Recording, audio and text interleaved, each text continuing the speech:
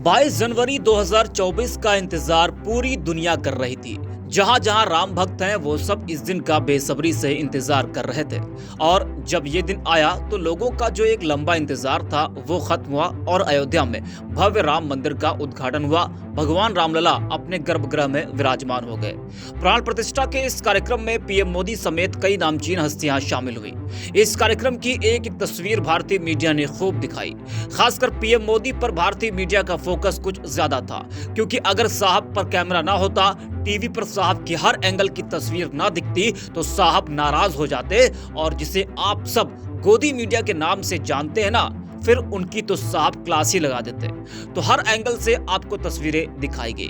लंबे समय से मीडिया अयोध्या में कवरेज कर रही थी। जी हां, आपको हर एक जानकारी मिल रही थी। लेकिन हमारे पड़ोसी देश पाकिस्तान की मीडिया में तो कुछ और ही चल रहा था। जी हां, पाकिस्तानी मीडिया में राम मंदिर उद्घाटन को लेकर अलग ही खबर छापी जा रही थी, जिसे जानना आप सब के लिए बहुत जरूरी है कि पड़ोसी देश क्या कुछ लिख रहा था, क्या कुछ कह रहा था इस कार्यक्रम को लेकर। जी हां, जाहिर सी बात है कि पूरी दुनिया की नजर राम मंदिर उद्घाटन पर थी, तो पाकिस्तान भी नजर गड़ाए हुआ था।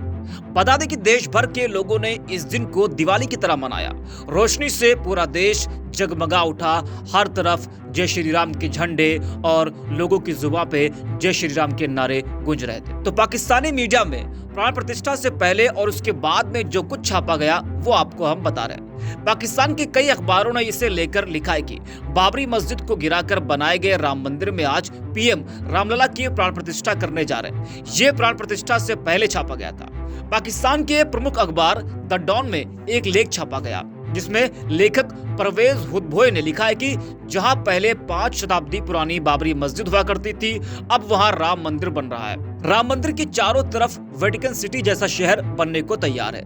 इसी लेख में आगे लिखा है कि हिंदुत्व का संदेश 2 वर्गों को टारगेट करता है। पहला है भारत के मुसलमान। जिस तरह पाकिस्तान अपनी हिंदू आबादी को कम अधिकारों वाले दोयम दर्जे के नागरिकों के रूप में देखता है, उसी तरह भारत में मुसलमानों को भी यह कभी नहीं भूलना चाहिए कि वे उन आक्रमणकारियों की अनचाही संतान है, जिन्होंने एक प्राचीन भूमि को बर्बाद कर दिया और उसकी महिमा को लूट लिया।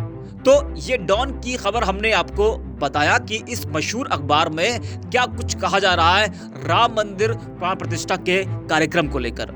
अब आगे बढ़ते हैं। पाकिस्तान का एक और अखबार है पाकिस्तान टुडे। वो लिखता है कि सोमवार को उस जगह पर एक विशाल मंदिर का उद्घाटन किया गया जिसे लाखों भारतीय राम का जन्मस्थान मानते हैं। मंदिर का निर्माण पिछले कई सालों से हो रहा है। मोदी की हिंदू राष्ट्रवादी भारतीय जनता पार्टी ने मंदिर निर्माण का वादा किया था और यह उनके लिए हमेशा से एक राजनीतिक मुद्दा रहा है, जिसने पार्टी को सत्ता में आने और यहाँ बने रहने में मदद की।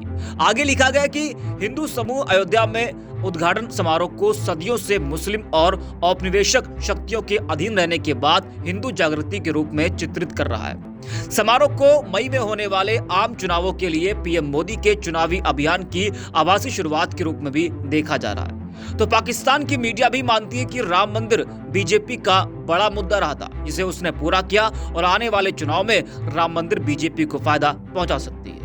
ये तो आपने देखा कि पाकिस्तानी मीडिया में क्या कुछ छापा गया, क्या कुछ कहा गया। अब आपको बताते हैं कि कतर का मशहूर अखबार अल जजीरा में क्या कुछ लिखा गया है। अल जजीरा में लिखा गया है कि भारत की धर्मनिरपेक्षता भगवा राजनीति के पहाड़ तले दब गई है। भारत की राजनीतिक टिप्पणीकार इंसिया भानवती के लिखे लेख में कहा गया है कि धर्मनिरपेक्ष भारत के किसी प्रधानमंत्री का मंदिर का उद्घाटन करना अनुचित है। लेख में कहा गया कि बाबरी मस्जिद का विध्वंस आज भी मुसलमानों के लिए दुखदायी है। विध्वंस के बाद हुए दंगों में जो लोग मारे गए, हम में से कई लोगों को आज भी वो याद है। राजनीतिक वादे किए गए कि मस्जिद फिर से बनाया जाएगा, लेकिन ऐसा कभी नहीं हुआ। वही हमारा पड़ोसी देश नेपाल ने क्या कुछ कहा है वो भी आपको बताते हैं। नेपाल के प्रमुख अखबार दी काठमांडू पोस्ट ने अपनी एक रिपोर्ट में लिखा कि मंदिर के उद्घाटन में भगवान राम से भी अधिक जो व्यक्ति लाइमलाइट बटोर रहा है वो भारत के प्रधानमंत्री नरेंद्र मोदी है, जो भारत के धर्मनिरपेक्ष लोकतांत्रिक गणराज्य के प्रधानमंत्री हैं। अखबार ने आरोप लगाया कि भारत धर्मनिरपेक्षता के अपने सिद्धांत से बहुत दूर हो चुका है और अयोध्या में भारत की धर्मनिरपेक्षता मिट्टी में मिल गई है। तो अलग अलग अखबारों का लेख आपने देखा कि विदेशी मीडिया राम मंदिर को लेकर क्या कुछ कह रहा है। खासकर जो नेपाली मीडिया है उसने बहुत बड़ी बात कही है। नेपाली मीडिया में कहा गया है कि जो व्यक्ति सबसे ज्यादा लाइमलाइट में रहा वो पीएम नरेंद्र मोदी है।